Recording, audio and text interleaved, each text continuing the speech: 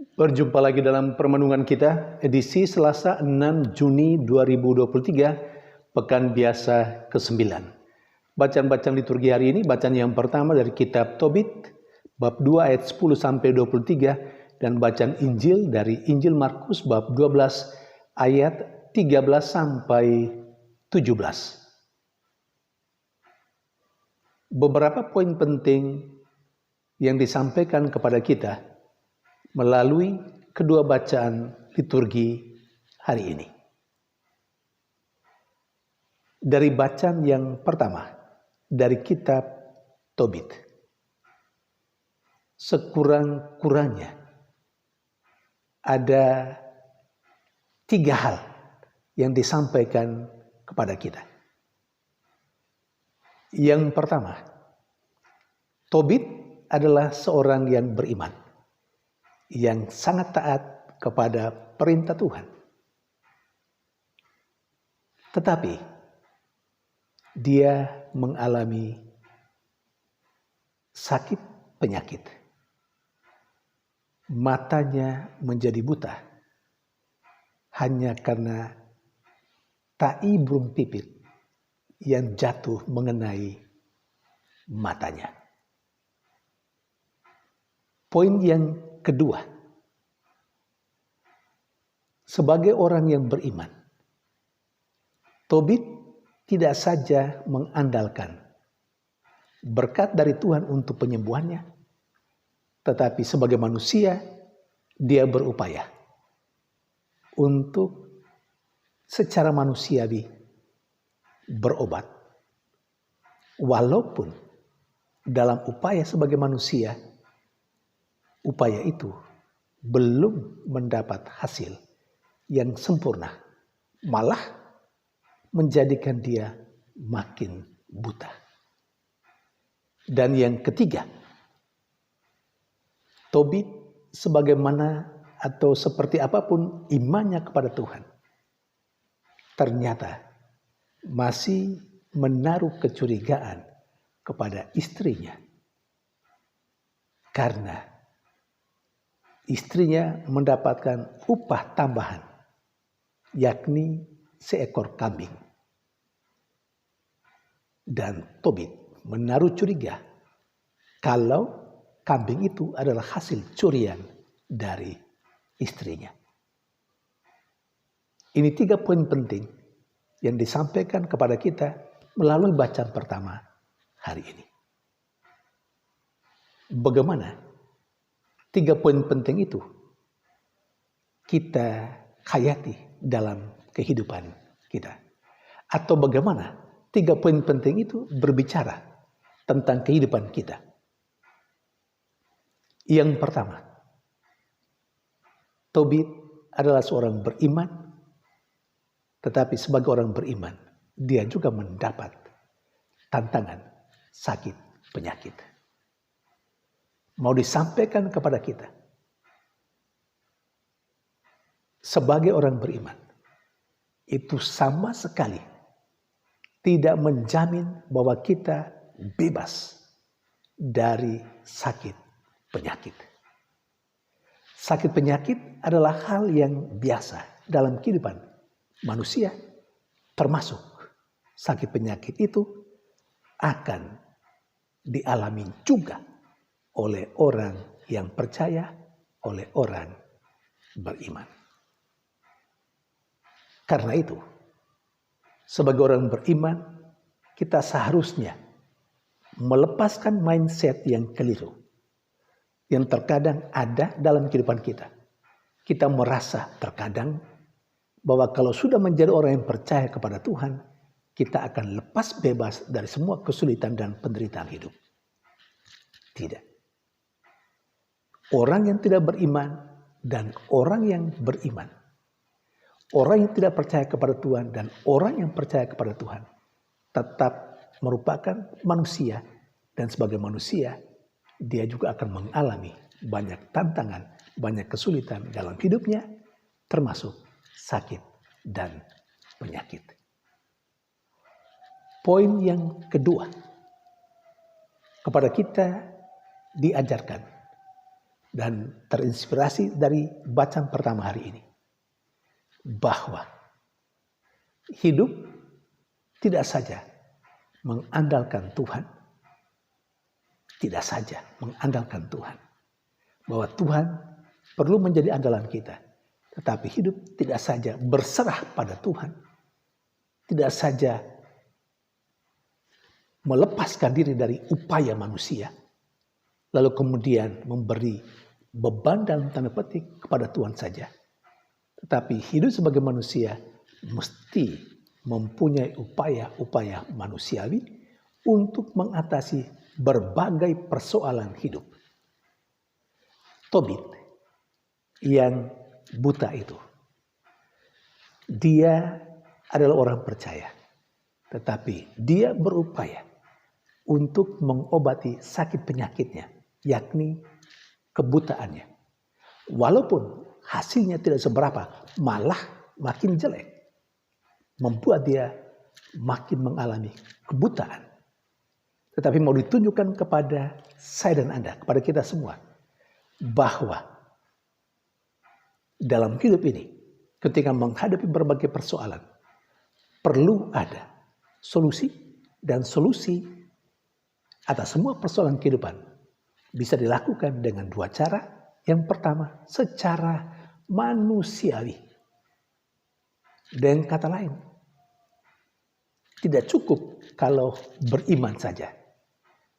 Beriman kepada Tuhan tidak boleh membuat kita duduk diam, tenang, dan hanya bergantung pada Tuhan. Tetapi kita sebagai manusia yang sudah diberi kemampuan untuk juga menggunakan segala kemampuan yang ada dalam diri kita untuk secara manusiawi mencari solusi-solusi yang terbaik atas semua persoalan kehidupan kita, termasuk sakit penyakit. Jadi kalau Anda sakit, tidak cukup kalau hanya berdoa. Anda harus atau kita harus berobat.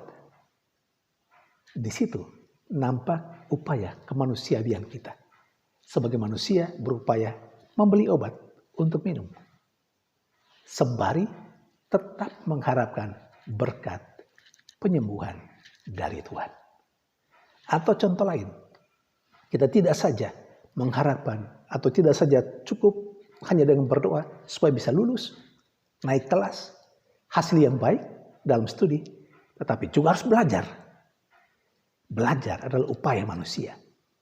Sambil tetap mengharapkan berkat dari Tuhan supaya hasil dari belajar kita bisa menilai atau bisa mendapatkan nilai yang bagus.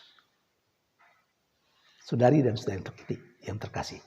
Dan yang ketiga, kepada kita diingatkan bahwa seperti apapun seorang beriman kepada Tuhan, terkadang masih saja unsur kemanusiawiannya yang terkadang muncul dalam keseharian. Karena itu, seperti Tobit, istrinya Hana mengatakan kepadanya ketika dia mencurigai istrinya Hana mendapatkan seekor kambing, dia mencurigai bahwa kambing itu hasil curian istrinya. Tetapi istri mengatakan itu upah tambahan atas pekerjaan yang dilakukannya. Karena itu istrinya berkata kepada Tobit, percuma saja kebajikanmu. Karena apa? Karena masih memiliki rasa curiga. Sebaik-baiknya orang yang percaya, terkadang atau banyak kali unsur kemanusiawiannya masih tetap melekat dalam dirinya. Saudari dan saudara terkasih, sementara dalam bacaan Injil, kepada kita disampaikan sekurang-kurangnya dua hal menurut permenungan saya. Yang pertama, orang Farisi dan kaum Herodian itu berusaha untuk bertanya kepada Yesus. Bahwa mereka bertanya adalah hal yang baik. Tetapi bertanya dengan tujuan untuk mencobai itu menjadi hal yang kurang baik. Tapi kalau bertanya untuk mendapatkan pengetahuan yang lebih luas, untuk mendapatkan kebenaran yang lebih dalam, pertanyaan itu atau apa yang ditanyakan menjadi hal yang perlu kita lakukan. Kalau kita tidak tahu sesuatu, kita perlu bertanya untuk mendapatkan pencerahan, menambah wawasan dan pengetahuan. Itu hal yang baik. Tetapi ketika bertanya kepada seseorang dengan tujuan untuk mencobainya, itu menjadi hal yang kurang baik. Seperti yang dilakukan oleh orang Farisi dan kaum Herodian terhadap Yesus. Menurut bacaan Injil hari ini. Itu poin pertama. Poin yang kedua. Yesus berkata kepada orang Farisi dan kaum Herodian. Yang menjadi hak Allah harus diberikan kepada Allah. Dan yang menjadi hak Kaisar harus diberikan kepada Kaisar. Bagi saya, kata-kata Yesus ini mau mengungkapkan bahwa hidup manusia memiliki dua aspek. Yang pertama, aspek kemanusiaan, dan yang kedua, aspek keilahian. Dalam diri setiap kita, di sana ada gambar Kaisar, dan di sana pula ada gambar Allah. Bukankah manusia diciptakan menurut citra Allah? Dia terbuat dari tanah liat, tetapi ada roh Tuhan, ada nafas Allah di dalamnya. Jadi ada dua unsur dalam diri manusia, kemanusiaan dan keilahian.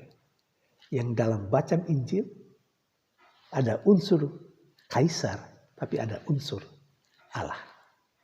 Maka hidup manusia mesti menjalankan dua unsur itu, kemanusiaan dan keilahian. Dalam diri manusia ada hal yang memang porsinya manusia, tapi ada hal yang menjadi porsinya Allah. Keduanya harus berjalan bersama.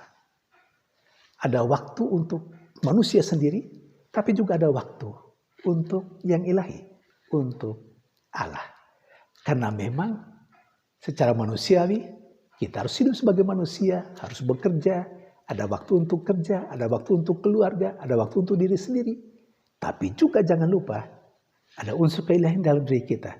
Karena itu, kalau kita sudah memberi waktu, pikiran untuk hal-hal yang manusiawi, maka kita juga mesti memberikan waktu. Memberikan pengabdian kita juga untuk Allah. Menjadi tidak seimbang ketika kita hanya memperhatikan unsur Kaisar dalam hidup kita dan mengabaikan unsur Allah dalam kehidupan kita. Seringkali saya pribadi atau mungkin kita sekalian seringkali melupakan unsur keilahian dalam diri kita dan kita cuma mengembangkan unsur kemanusiaan dalam diri kita. Karena itu terkadang kita mendengar orang berkata, saya tidak ada waktu untuk berdoa. Artinya tidak ada waktu untuk Tuhan. Tidak ada waktu untuk mengabdi Tuhan. Sementara seluruh waktunya yang 1 kali 24 jam hanya dipakai untuk dirinya sendiri. Untuk unsur Kaisar dalam hidupnya. Dan mengabaikan atau melupakan sama sekali unsur Allah. Padahalnya hidupnya itu terdiri dari dua aspek itu. Kaisar dan Allah. Saudari dan saudara terkasih, mari kita menjadi manusia yang seimbanglah.